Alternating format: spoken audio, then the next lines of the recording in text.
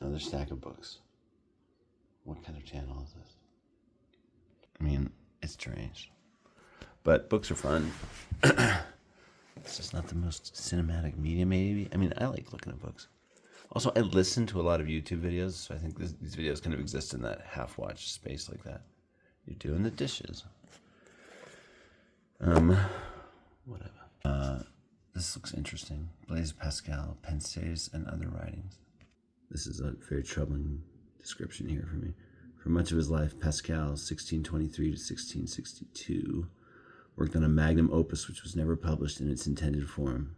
If I were to die now, they could say that of me. Ugh. Instead, he left a mass of fragments, some of them meant as notes for the Apologie. They would become known as the Pensées, and they occupy a crucial place in Western philosophy and religious writing. Really? Literary reflections on the human condition, metaphysical. Sounds far out.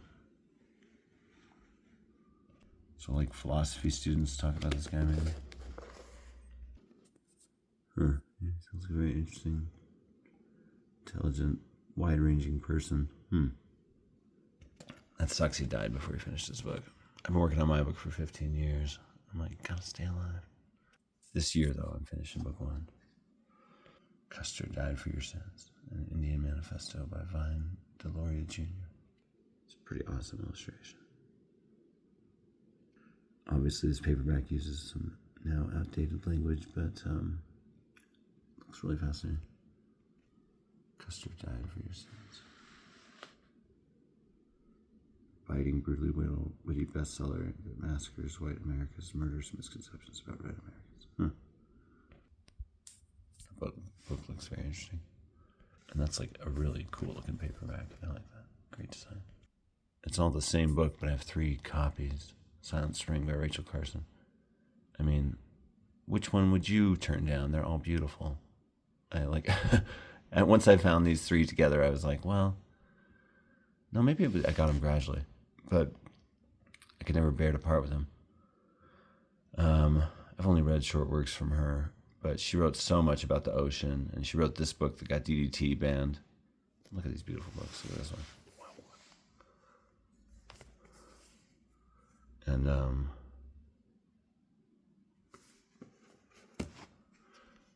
it's crazy that DDT got banned, though, before Africa was treated with it. And so they still have all these malarial problems. Not that DDT is good, but it's just like, why is everything complicated?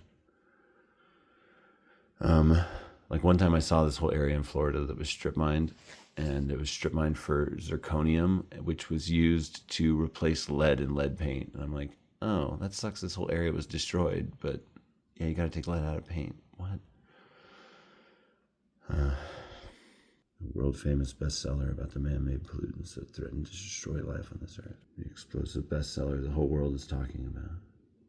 A world famous bestseller about our ravaged environment and the man-made pollution that is imperiling all life on Earth. Dang, these are hard-hitting subtitles or cover blurbs. Whoa, not subtitles. What a cover. Oh, it's a skeleton in the hand. Huh. Good old Thoreau. Should tape this one up a little. It's a well-loved copy. Yep. You know, if you get Thoreau, you get Thoreau. If you've read Thoreau when out in nature, or just if you've accessed that wavelength, it's like undeniable. Recently, I found myself living in a town named after him called Thoreau, and in New Mexico. It's wild, but everyone pronounced it Thoreau.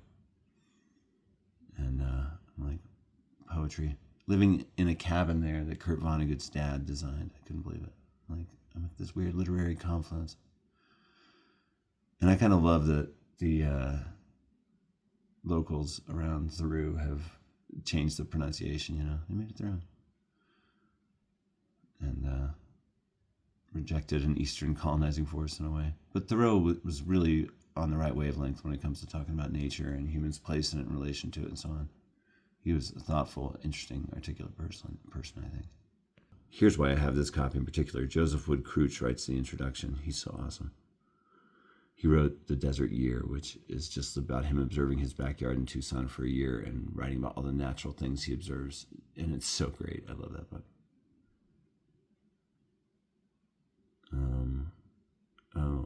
This also has selections from A Week on the Concord and Merrimack Rivers, Cape Cod, the Maine Woods, and the Journal. The Journal is particularly funny to me. He like starts a forest fire and just all defensive when the guy who owns the forest calls him out on it. Like, you burned down all my trees. He's all, lightning does that all the time. It's so funny. And he said that to his journal, so he really thought that, like, what's the big deal, man? Just burn down the whole forest. Yeah. It's so cool. I've been to Walden Pond many times. I've walked around it a couple of times.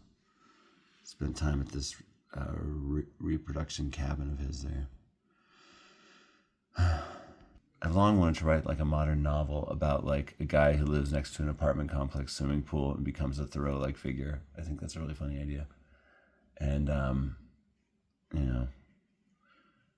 just like a total like modern remake of Walden, but with an insane person at the center. I think that'd be a great story. Yeah, this is special. It can be a hard book to get through. And I know some people that are readers that don't like Thoreau, but you know what? They're just wrong.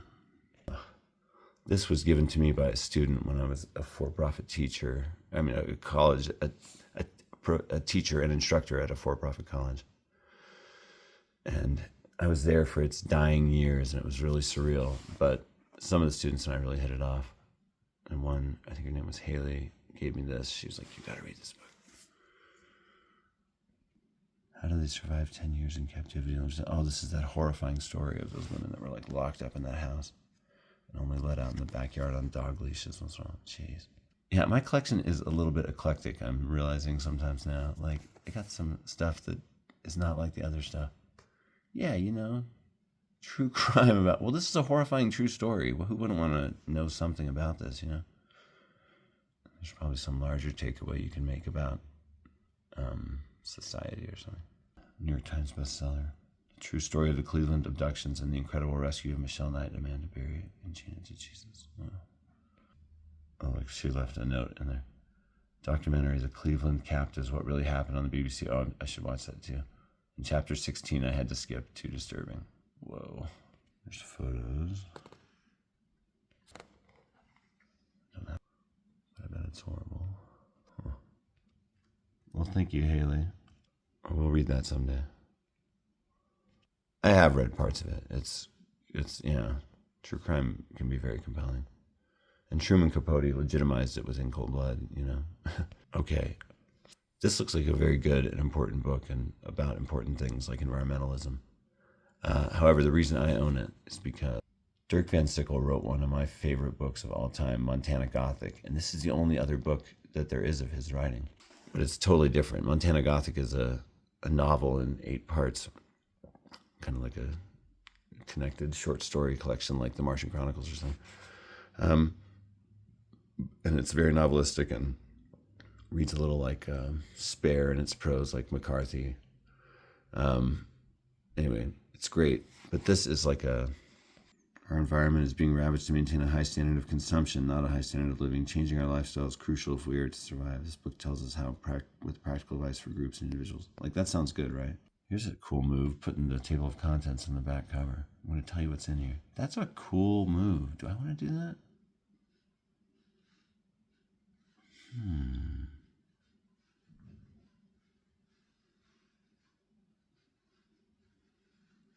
It's not a bad idea.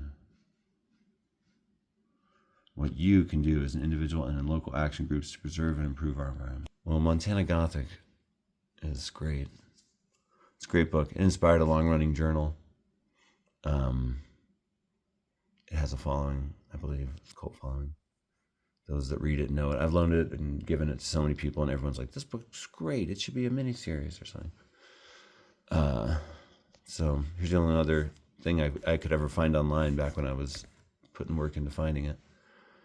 And I will read that too someday. Maybe I did read it. I forget that I've read books. I've noticed in some of the past videos I posted that I say I haven't read it, and then later I'm like, I read that. What am I talking about? I'm insane. Book of the Navajo by Raymond Friday Locke. Plain spoken history. Navajo people up to the present. I wonder if he is Navajo. Yeah. I mean, I don't know. But this could be a great book. That's a great topic. You know, Navajo people and their history is so interesting. I'm particularly interested in Navajo Mountain in, where's that, Utah? I had experiences over there. Freud. The man and his theories.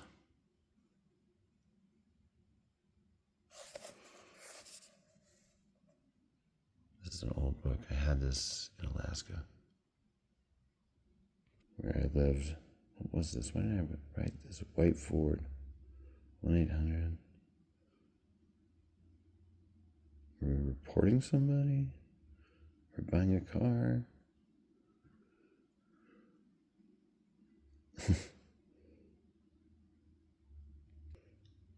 We did know a hippie named Sunbow.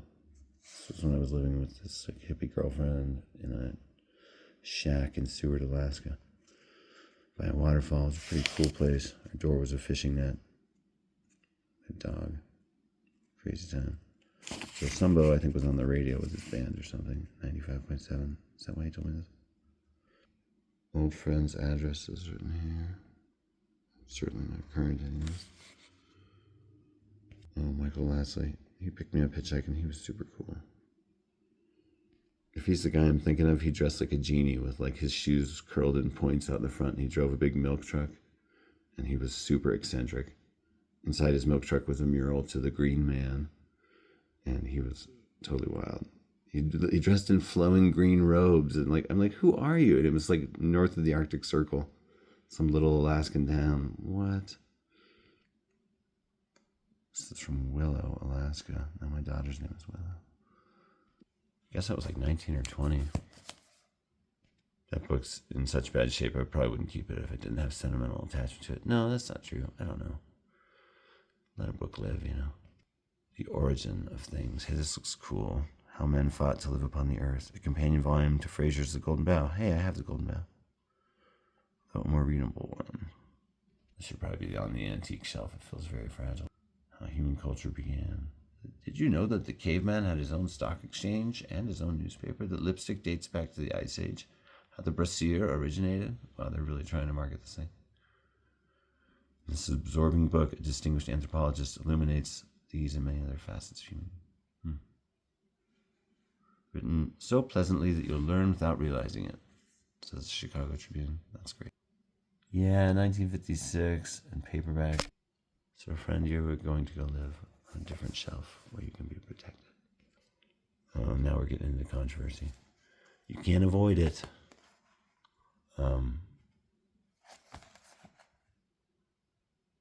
Yeah, cool. Good book. Lots of true stuff here. It's really wild. Karl Marx is a super interesting figure. I mean, this book changed the world. Like, has a book ever influenced so many world governments so much, either for or in opposition to? Arguably every government now. Wild. But, you know, this is prose written in a clear, compelling style. It has the force of solid ideas. It scares a lot of people. But I don't know. I don't see, I don't call myself in anything, but I don't see why we can't take all the best ideas from everywhere.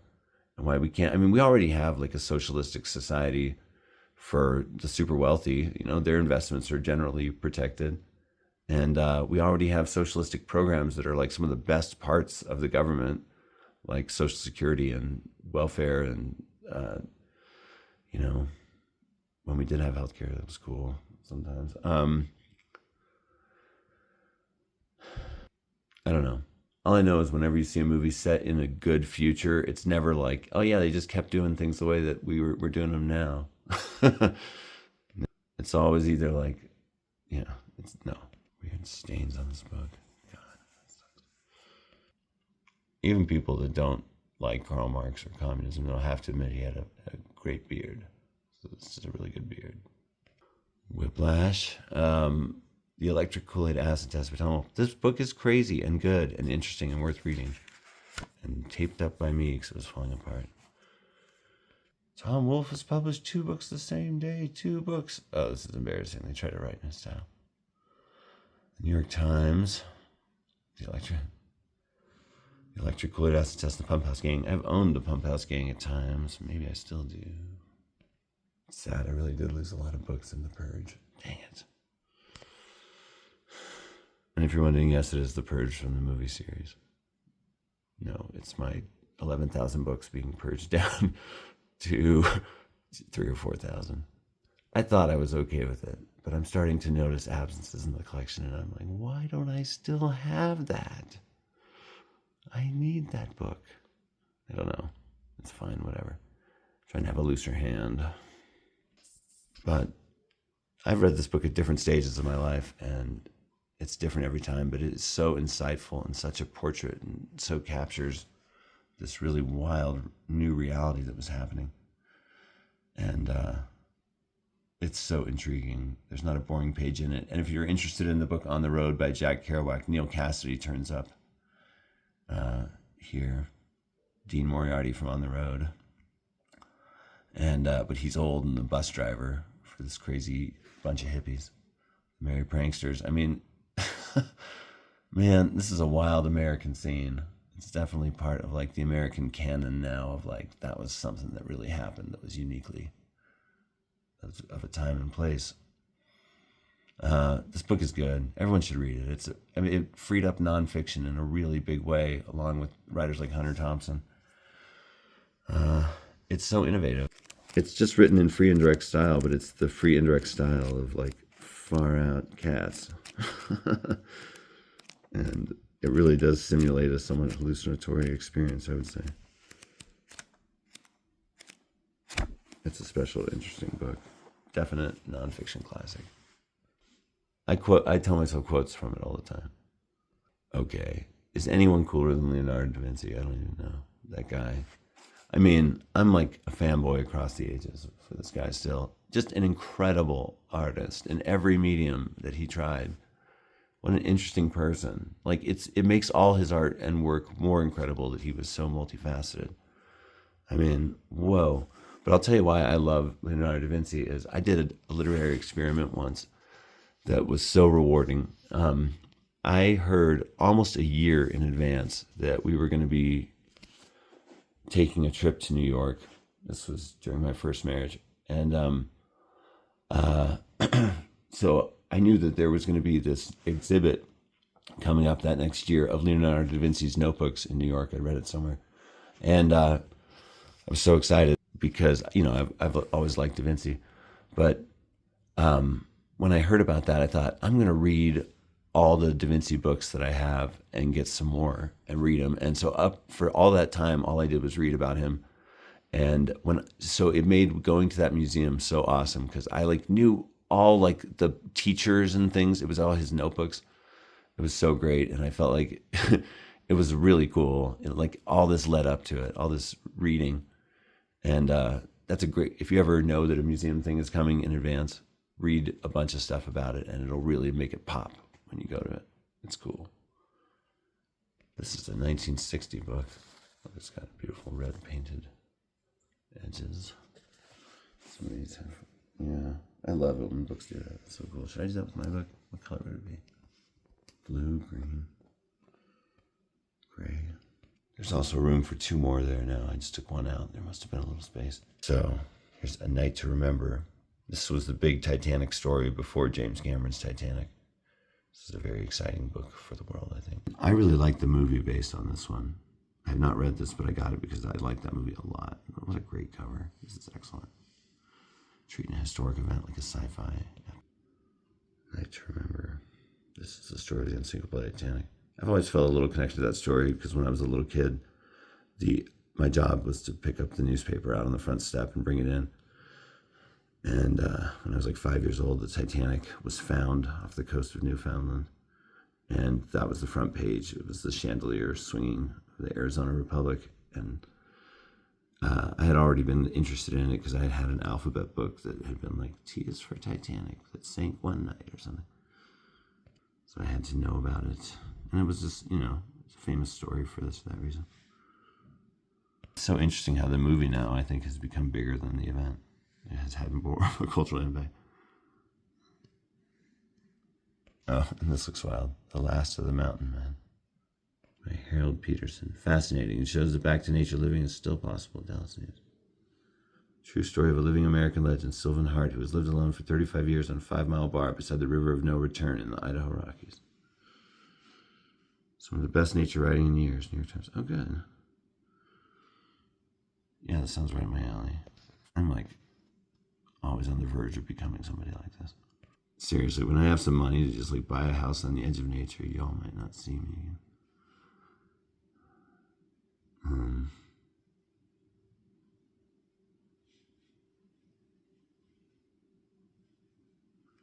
This story is a monument to rugged individualism that delights the readers.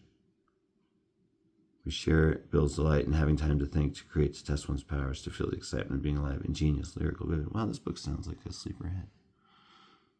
I'm glad to know of it. Recommended by the Mother Earth News. That was like a famous like almanac in the 60s, right? Oh, I have to do a puzzle to know the date for this one. Let's see. MC. 2035. This book's from the future, man. And I am really good at reading Roman numerals. All right, folks. This concludes Nonfiction Paperback Shelf 2, Part 2, which is this video, which you have been watching. And thank you for watching it.